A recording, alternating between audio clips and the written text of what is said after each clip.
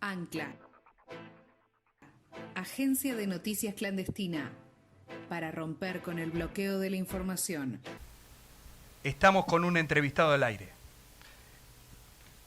Compañero de la casa, magíster en gestión de la energía, especialista en el sector nuclear, creador de la plataforma Pueblo y Ciencia. Su nombre es Nicolás Malinowski. ¡Epa! Bienvenido, Nico, ¿cómo estás? Hola, Ale, ¿cómo andan? Hola, Moni, buen día. Buen ¿Cómo día. están? Justo ¿Se ayer... escucha bien ahí? Te escuchamos perfecto. ¿Vos nos escuchás bien? Sí, yo los escucho bien. Un poquito cortado, pero bien. Estamos bien, es lo que hay. Perfecto. Nico, contanos primero de qué se trata esta plataforma Pueblo y Ciencia. Bueno, ahí el Pueblo y Ciencia surge en el 2019 como un espacio donde confluimos diferentes profesionales, diferentes actores y sectores a lo largo y ancho del país, con una mirada de justamente pensar el sector científico y tecnológico para el campo del pueblo, ¿no? O sea, con una mirada de desarrollo para los pueblos, digamos, y cómo generar un porvenir, digamos, en las localidades y demás. Así que, bueno, ese espacio surge con esa intención, y después también lo que devino un poco, que fuimos transformando, fue la creación también del Observatorio de Energía, Ciencia y Tecnología, que ahí, bueno, también es un espacio que tenemos, que es donde hacemos informes más académicos, un poco más elaborados, con el fin de poner a disposición análisis para después que se traduzcan en herramientas para la gestión de políticas públicas, ¿no? Así que un poco es un espacio donde confluyen diferentes miradas, diferentes actores y sectores, con la idea de pensar la dinámica de las políticas públicas, sobre todo en el sector energético, en el sector científico y tecnológico, que muchas veces es un espacio vacío por parte de los sectores populares, ¿no? Entonces, porque son sectores más optados a veces, todo el sector energético es un sector optado por las grandes empresas, por las corporaciones, donde después la gente de aquí no tiene acceso a la información, no conocemos esos sectores, y bueno, un poco lo que nosotros tratamos de hacer es desmembrar, digamos, qué factores de poder hay detrás de cada, y qué intereses hay detrás de cada política que se hace en este sector. Y bueno, un poco ese es nuestro objetivo, nuestra mirada, y pensar, digamos, cuáles son las políticas que tenemos que desarrollar para aprovechar los recursos energéticos, recursos naturales, bienes comunes, como le dicen algunos, para justamente caminar hacia una soberanía energética, soberanía de desarrollo que nos permita un porvenir al conjunto de la sociedad, ¿no? Eso es un poco el trasfondo de lo que nosotros hacemos. Por ahí tiraste una palabrita que suena interesante. Soberanía energética, ¿es igual a independencia energética? Soberanía energética es, perdón, igual ¿A independencia energética? y, o sea, van de la mano, yo creo. O sea, ahora, bueno, este fin de semana particularmente vamos a tener una obra que va a cambiar el sector energético en el país, que se inaugura el día de mañana, que es un paso fundamental para la soberanía energética. Y la soberanía energética se construye teniendo independencia energética, ¿no? O sea, nosotros no podemos tener soberanía energética si dependemos de otros actores, otros países para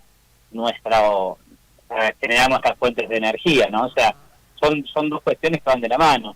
Y yo mencionaba recién que mañana va a haber la inauguración de una obra cúlmine que va a ser el gasoducto presidente Néstor Kirchner, que se inaugura el 9 de julio, mañana por la tarde, donde es una obra que es fundamental para la infraestructura del país, debido a que en Argentina desde varios años ya veníamos con no teníamos el autoabastecimiento, que también es otra categoría, otra palabra que se utiliza, para lo que es en materia de gas en Argentina. Esto es producto de, ya podemos ir a hacer la historia, pero nosotros no nos estamos pudiendo autoabastecer en materia de gas, y esta obra lo que nos permite es utilizar lo producido en Vaca Muerta, que es en materia de gas, es la segunda reserva de no convencionales del mundo, o sea, dimensionemos eso, es la segunda reserva de gas no convencional a nivel mundial. Estados Unidos es la cuarta reserva de gas no convencional del mundo, así que estamos mejor posicionados en ese sentido, y lo que nos va a permitir este gasoducto es utilizar ese gas producido en la cuenca neuquina para el autoabastecimiento de la matriz productiva en Argentina, o sea, tanto para el uso industrial, el uso comercial, el uso residencial y también para la generación de energía eléctrica, que en Argentina depende en un 60% de generación térmica, ¿no? Y esto es muy importante ya que nos permite sustituir importaciones. Nosotros tenemos 3 puntos de donde importamos gas, que es Bahía Blanca y Escobar.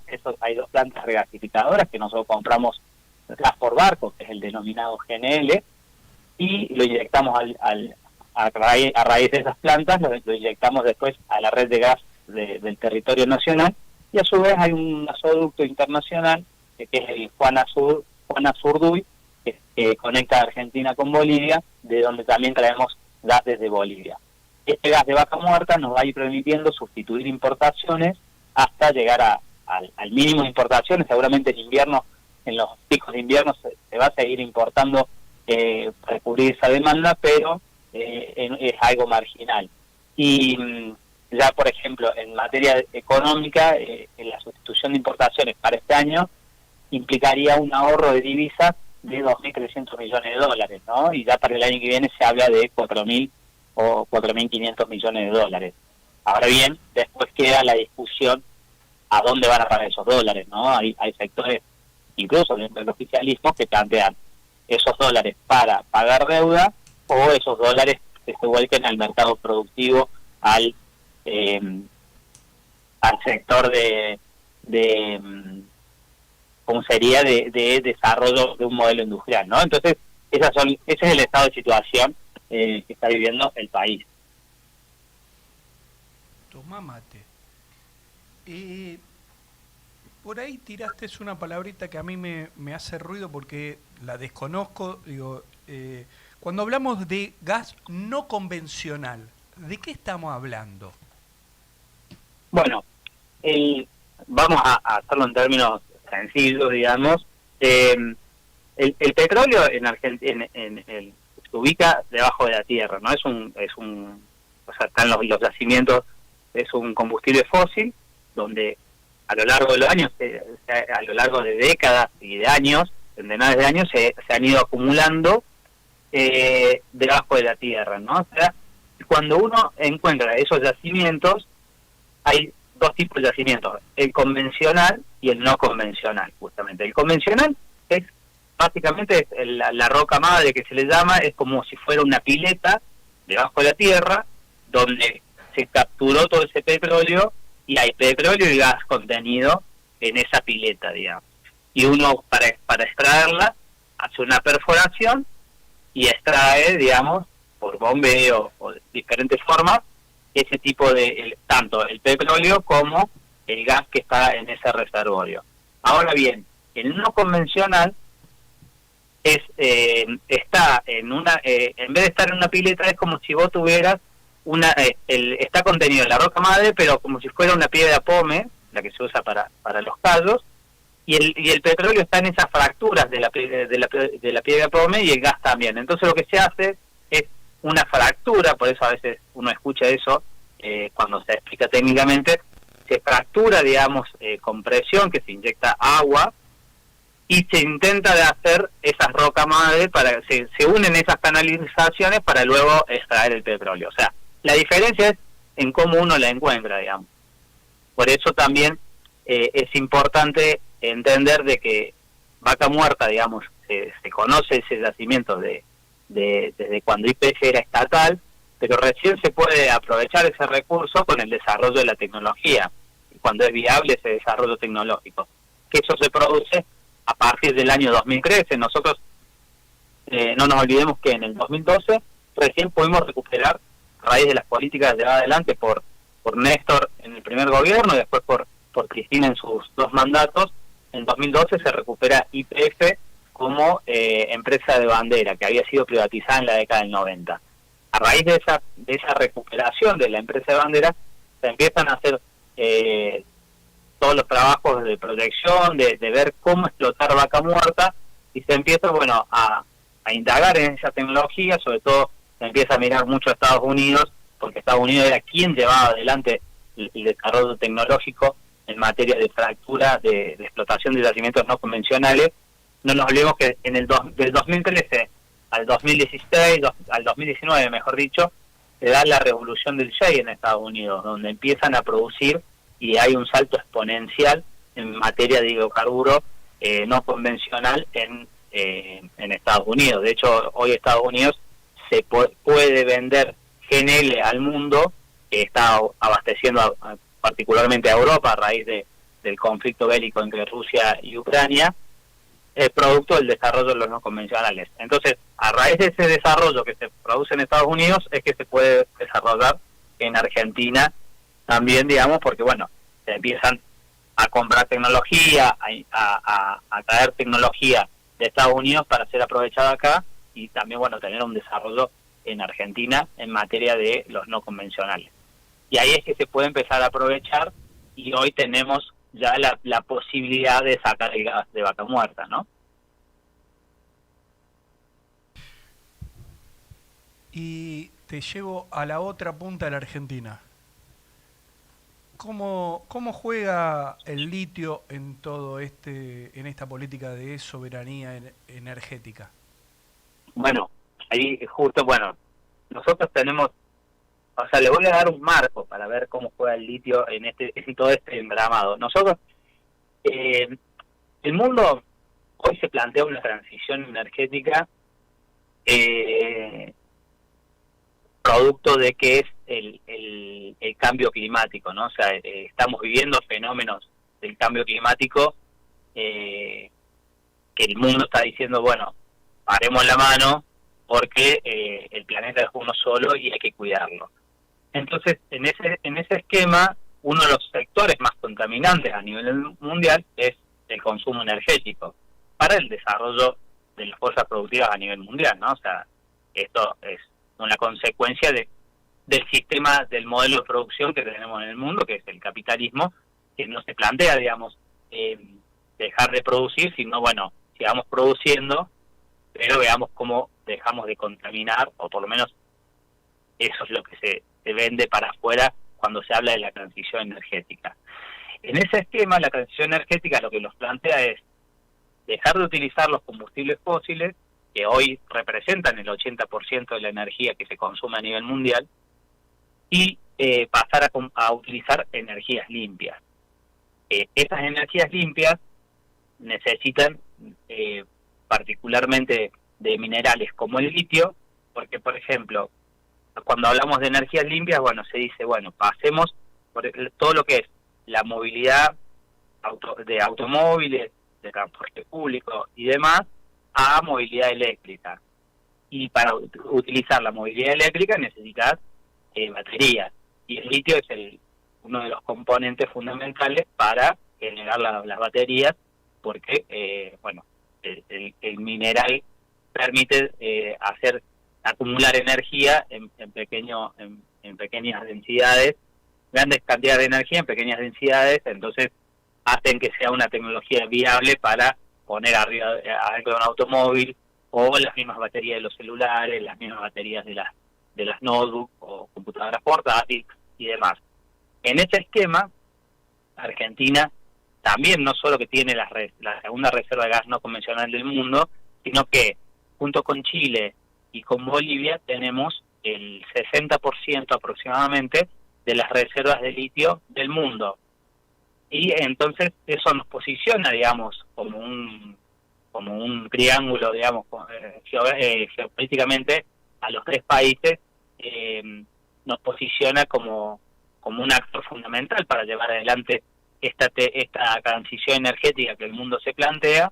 Ahora bien, el mundo también plantea la transición energética la vamos a desarrollar en los países como Estados Unidos, la Unión Europea o China, y el resto de los países donde están los recursos naturales o los bienes comunes tienen que limitarse a ser proveedores de materias primas. De hecho, Argentina en ese sentido está en una posición de desventaja desde el punto de vista de los pueblos, desde el punto de vista de las empresas es una posición de ventaja sería, porque nosotros al no declarar el litio como recurso estratégico, que sí lo hizo Bolivia y sí lo hizo Chile, tenemos una regulación más flexible, una regulación muy escueta, digamos, en términos de cómo administrar esos recursos. Por ejemplo, nosotros, Argentina tiene el Código de Minería que se creó en el año 95, si no recuerdo mal, que es un código minero básicamente neoliberal, donde plantea que en Argentina debe quedar solo el 3% de regalías, ¿no? Entonces, veamos la regulación tan laxa que tenemos y eso hace que, hay informes de Estados Unidos, de centros de estudios de Estados Unidos, de políticos estadounidenses, senadores estadounidenses, incluso salió una nota esta semana de un ex asesor de la Casa Blanca diciendo que, Argentina es la panacea para las empresas para venir a producir el litio, producto de que no hay regulación estatal, regulación o control por parte del Estado, que eso sería la regulación por parte de los pueblos, ¿no? Entonces, están diciendo, no vayamos a Chile, no vayamos a Bolivia, vamos a Argentina, que nos sale más barato y nos permite desarrollar o enviar el litio de Argentina a las casas matrices que estarán radicadas en Estados Unidos, en Europa o en Canadá. En Canadá hay una fábrica grande de baterías que se está instalando ahora con Tesla. Entonces, esta es la posición que nos están dando a nosotros, y a raíz de esto tuvimos, seguramente todos conocen, hay un conflicto muy grande en Jujuy, producto de una reforma constitucional que se está dando a espaldas del pueblo jujeño y a espaldas de todo el pueblo argentino, donde intenta, a través de la Constitución, darle mayores condiciones o beneficios a las empresas, ¿no? Y desplazar a los pueblos originarios, particularmente de los territorios donde se encuentra el litio. Ahí, sobre todo en Jujuy, junto con Catamarca, en cada provincia hay un proyecto de litio ya en marcha, que las empresas mineras que lo llevan adelante, una es Livent y la otra es Allkem. Una Livent es de capitales norteamericanos y Allkem de capitales australianos, y previo a la reforma de esta Constitución se habían fusionado, el mes pasado habían anunciado su fusión. Entonces ahí vemos cómo hay una concentración también de las empresas que están explotando el litio en el norte del país, y cuál es el poder del Estado frente a semejantes corporaciones, ¿no? No olvidemos que esas multinacionales tienen un poder de fuego muy fuerte en materia económica, y un Estado provincial puede hacer muy poco, digamos, en materia de cómo posicionarse para que no avancen o que se exploten los yacimientos, dejando mayores riquezas en el territorio de Jujuy, en este caso, o de Catamarca, y no dejando tierra arrasada, ¿no? Y ahí es donde, es donde Argentina necesita, en vez de tener el control provincial de esos recursos, que eso es producto de la Constitución del año 94, darse una estrategia de que entre nación y provincias y los territorios, cómo darse una estrategia para explotar estos recursos naturales en favor de las grandes mayorías y darse la estrategia para poder enfrentar a estas grandes corporaciones. Uno no se opone a que vengan a invertir, pero sí que vengan a invertir dejando regalías en el país, dejando riqueza en el país y no haciendo un saqueo como es lo que se plantea. Y hay sectores políticos como el que representa Gerardo Morales, que se alinea, digamos, a esos intereses corporativos y bueno, y lo que hacen a través de la Constitución es darle un andamiaje jurídico a este tipo de empresas para que puedan venir a explotar libremente estos recursos, ¿no? Entonces, ese es un poco el panorama en materia de litio que me preguntabas, Ale. Un placerazo escucharlo, Nico. La verdad que siempre es un lujo tenerlo a Nico en Ancla Radio. Y para la oyentada que se engancha en la mitad, estamos hablando con Nicolás Malinowski, especialista en energía. Nico, la última pregunta, así te dejamos descansar un rato. ¿Dónde te formaste vos, que sabes tanto de todo esto? Bueno, yo estudié en la Universidad Nacional de Río Cuarto, estudié ingeniería.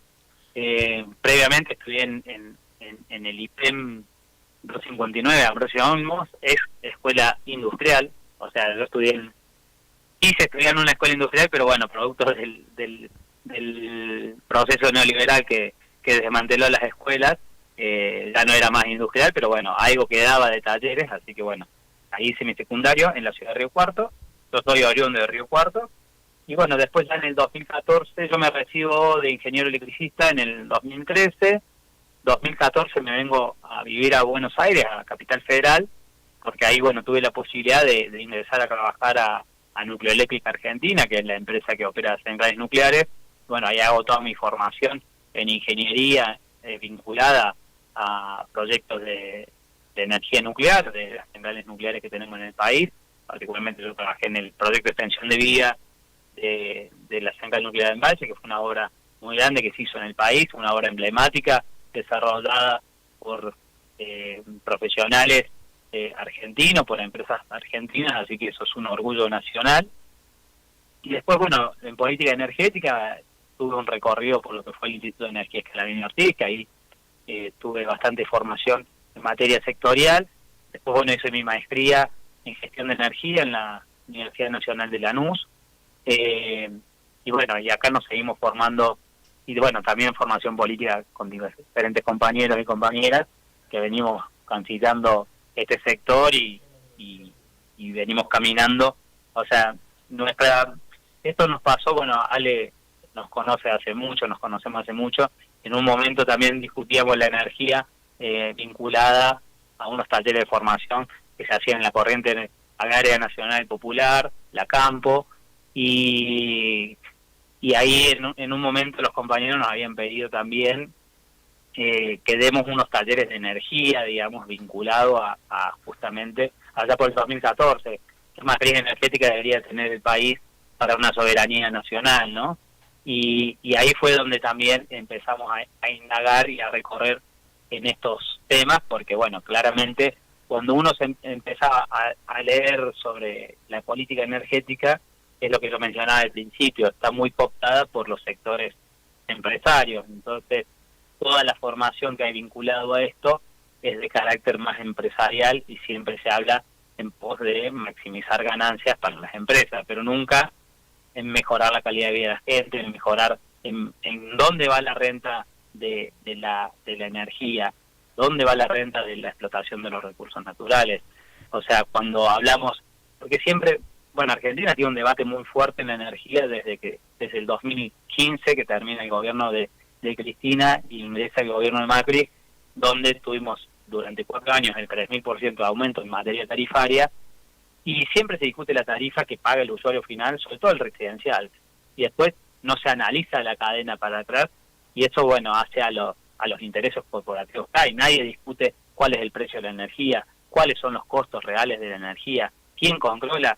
Nosotros tuvimos una reforma en los 90, producto de que se decía que la energía tenía que tener un libre mercado. La energía, previo a la reforma de la Constitución, en el año 94, era un monopolio estatal, digamos, teníamos empresas como Agua y Energía, Segva, y demás, que controla YPF, que entre esas 3 empresas particularmente manejaban todo el mercado energético en el territorio nacional. Eso se se sectoriza, se fragmenta, sobre todo el mercado eléctrico se lo divide en 3 segmentos, que es generación, transporte y distribución, y se privatiza, diciendo que era necesaria la libre competencia. Y hoy, a raíz de eso, primero, bueno, eso no sucedió porque distribución, por ejemplo, en Buenos Aires tenés Edenor y Edesur, las 2 principales, y son 2, y uno está en un mercado cautivo, producto de cómo es el desarrollo. O sea, no podés tener más de un distribuidor en la puerta de tu casa, es una cuestión de cómo se lleva, es como el gas, digamos, o sea, tenés Fueco Gas o otro tipo de distribuidoras porque no pasan más de una distribuidora, no es como el servicio telefónico o el servicio de cable, que a veces también es monopólico, ¿no? Pero más allá de eso, vemos hoy también que se desregularizó ese mercado, diciendo que se iba a entrar la libre competencia, y hoy vemos también una gran concentración, sobre todo en materia de generación de energía eléctrica, donde claramente no están jugando esta teoría de libre competencia, de libre mercado, y vemos que hay una fuerte concentración, y ahí eso no se discute. O sea, para no irme del hilo que estaba haciendo, no se discute, digamos, y no siempre se discute y se ataca al usuario de pie de que si tiene que pagar 100 pesos de energía, o 1.000 pesos, o 10.000 pesos, y no se discute cuáles son los costos y las ganancias extraordinarias que se llevan estos grandes empresarios, ¿no? Pero bueno, me extendí de la pregunta que me hiciste, ¿dónde me había formado? No, muy claro, muy concreto, realmente digo, viste cuando los medios masivos te llenan de titulares vinculados al litio, vinculados a pegarle al gasoducto Kirchner, bueno, nada. Uno ya sabe que cuando la nación habla mal de esas cosas, sabe de qué lado pararse, pero la profundidad del tema, porque lo enganchás con la cuestión política, con la cuestión económica, la verdad que está muy interesante. La última pregunta que le había hecho, y con esto lo despedimos, era justamente por esto, ¿no? Porque mientras que hay una porción de la población que repite boludeces, No le digas así a los compañeros. tenemos compañeras y compañeros que se forman, que, como diría una ex gobernadora de la provincia de Buenos Aires, cae en la universidad pública. Mirá los monstruos que caen en la universidad pública. Digo, a ver, ojalá caigan más monstruos como el Nico. Porque, digo, menos mal. Vos imaginate lo que podría haber sido. Nico. Sí. Abrazo grande y muchísimas gracias. Soy yo he caído en la universidad pública y soy un agradecido de la universidad pública, y hacemos todo esto devolviendo lo que la universidad pública y la educación pública nos brindó, ¿no? Entonces, bueno, claramente hay sectores que la vapulean porque no quieren que los sectores de la población en general no accedan al conocimiento para poder seguir saqueando nuestros territorios. Esa es la verdad detrás de todo este andamiaje que hay. Así que bueno, Ale y Moni, muchas gracias como siempre, y bueno, mañana va a ser un día histórico.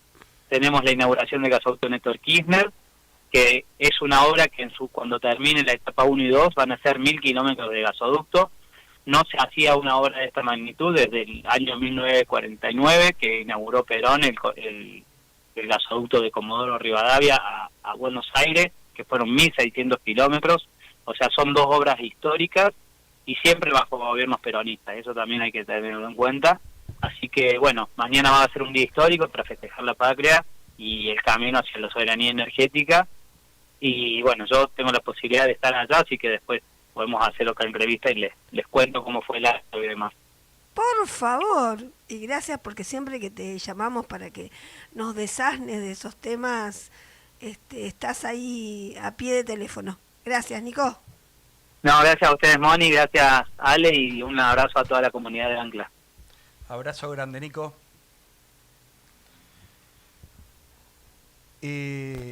Estuvimos hablando con Nicolás Malinowski.